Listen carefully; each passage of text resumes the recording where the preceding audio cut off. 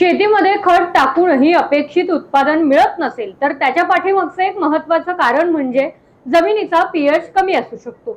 अनेक शेतकरी पीएच बद्दल ऐकतात पण नेमकं ते काय असतं हे माहिती नसतं। जमिनीचा पीएच म्हणजे जमिनीत असलेली आम्लता किंवा मग क्षारता मोजण्याची पद्धत। सोप्या भाषेत सांगायचं झालं तर जमिनीत किती आंबट किंवा किती क्षारीय आहे हे पीएच वरून समजतं। पीएच चे मोजमाप साधारण 0 ते 14च्या दरम्यान केलं जातं। 7 पीएच म्हणजे सामान्य जमीन मानली जाते। 7 पेक्षा कमी पीएच असेल तर जमीन आम्लयुक्त समजली जाते आणि 7 पेक्षा जास्त पीएच असेल तर जमीन क्षारीय समजली जाते।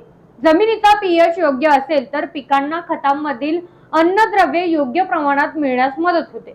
पण पीएच जास्त किंवा कमी असल्यास पिकांची वाढ आणि उत्पादनावरती परिणाम होऊ शकतो। म्हणूनच शेतकऱ्यांनी वेळोवेळी माती परीक्षण करून जमिनीचा पीएच तपासणं महत्त्वाचं मानलं जातं। त्यानुसार खत व्यवस्थापन केल्यास उत्पादन वाढण्यास मदत मिळू शकते। योग्य माती, योग्य व्यवस्थापन आणि योग्य माहिती हे चांगल्या उत्पादनाचं खरं सूत्र मानलं जातं। अशाच शेतीविषयक माहिती, आधुनिक तंत्रज्ञान आणि सरकारी योजनांसाठी आमच्या चॅनलला सबस्क्राईब करायला विसरू नका।